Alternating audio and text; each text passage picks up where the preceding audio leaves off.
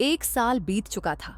सुमन ने उस भयानक रात को भुलाने की बहुत कोशिश की, लेकिन नेहा के घर की यादें उसे अब भी सताती थीं।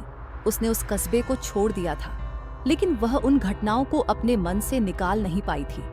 हर रात सुमन को एक ही सपना आता था, एक अंधेरी गली जहां नेहा की आत्मा उसे बुला रही थी। वह गली हर बार उसे अपने पास खींचती थी, और जब वह अंत में नेहा तक पहुंचती तो सब कुछ धुंधला हो जाता। ये सपना फिर से, मैं इससे कब छुटकारा पाऊंगी?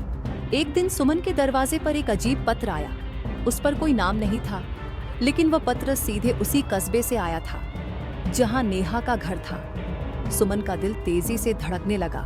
प्रिय सुमन, तुमने हमें मुक्त नहीं किया। नेहा अब भी यहाँ है, और वह अब और अधिक शक्तिशाली हो गई है। तुम ही उसे मुक्त कर सकती हो। कृपया वापस आओ। सुमन जानती थी कि वह खतरे में है, लेकिन उसने वापस जाने का फैसला किया। उसे यह समझ आ चुका था कि जब तक वह इस कहानी का अंत नहीं करेगी, उसे शांति नहीं मिलेगी। वह कस्बे में वापस आई और सीधे उसी घर की ओर बढ़ी। नेहा का घर अब पहले से भी ज्यादा भयानक लग रहा था। जैसे ही सुमन ने दरवाजे को छुआ, उसे एक ठंडी हवा का झोंका महसूस हुआ। घर के अंदर हर चीज अब भी वैसी ही थी जैसे उसने पिछली बार देखा था, लेकिन इस बार माहौल और भी भयानक था। नेहा, मैं वापस आ गई हूँ। इस बार मैं तुम्हें मुक्त करने आई हूँ, हमेशा के लिए।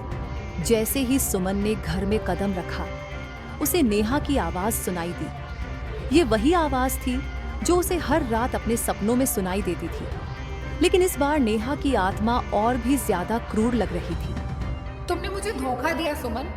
तुमने कहा था कि तुम मेरी मदद करोगे, लेकिन तुम मुझे अकेला छोड़ गई। अब तुम मुझसे बच नहीं पाओगी।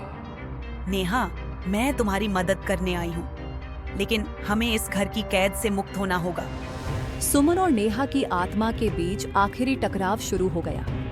घर की दीवारें कांपने लगीं, खिड़कियां जोर जोर से बजने लगीं, और कमरे में हर चीज हवा में तैरने लगी। नेहा की आत्मा ने सुमन पर हमला किया, लेकिन सुमन ने खुद को बचाने की कोशिश की।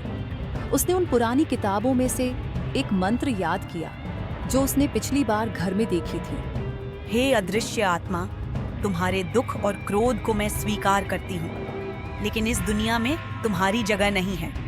अब समय आ गया है कि तुम शांति पाओ। मंत्र के प्रभाव से नेहा की आत्मा कमजोर पड़ने लगी। उसकी आवाज अब पहले जैसी कठोर नहीं थी। वह सुमन के सामने एक बार फिर से उसी मासूम बच्ची की तरह लग रही थी। उसकी आंखों में आंसू थे और उसने सुमन से माफी मांगी। मुझे माफ कर दो। मैं बस इतना चाहती थी कि कोई मुझे समझे। मैं अब और नहीं लड़ सकती। नेहा, तुम्हें माफी मांगने की जरूरत नहीं है। अब तुम शांति पाओ। तुम्हारी माँ तुम्हारा इंतजार कर रही है। सुमन की बातों से नेहा की आत्मा को शांति मिली। धीरे धीरे वह हवा में घुलने लगी और घर का माहौल भी बदलने लगा। वह आत्मा जिसने इतने सालों तक उस घर को अपने कब्जे में रखा था, आखिरकार मुक्त हो गई। नेहा और उसकी माँ की आत्माओं के मुक्त होने के बाद वह घर अब शांत हो गया। वह अंधेरा जो इतने सालों से उस घर में बस गया था, अब पूरी तरह से दूर हो चुका था। सुमन ने चैन की सांस ली और घर से बाहर निकल आई। आखिरकार यह खत्म हुआ। अब नेहा और उसकी माँ शांति में हैं। सुमन ने वह कस्बा हमेशा के लिए छोड़ दिया। उसने तय किया कि अब वह अपनी बाकी जिंदगी एक नए सिरे से शुरू करेगी, बिना किसी डर के। लेकिन नेहा की कहानी उसके मन में हमेशा के लिए एक सबक बनकर रहेगी। कभी कभी हमें अपने अतीत का सामना करना पड़ता है ताकि हम अपने भविष्य को बेहतर बना सकें। नेहा का घर अब फिर से एक साधारण घर बन गया था, जहां कोई आत्मा नहीं थी, कोई भूतियां आवाजें नहीं थीं, लेकिन उस घर की दीवारें अब भी उन घटनाओं की गवाही देती हैं जो वहां घटी थी। वह घर अब सिर्फ एक घर नहीं था, बल्कि एक कहानी थी जिसने सभी को सिखाया कि कभी कभी अदृश्य दोस्त सबसे बड़ा दुश्मन बन सकता है। इस कहानी के साथ नेहा की यात्रा समाप्त होती है। अगर आपको यह कहानी पसंद आई तो लाइक करें, शेयर करें और सब्सक्राइब करना ना भूलें। हम फिर मिलेंगे एक नई और रहस्यमयी कहानी के साथ।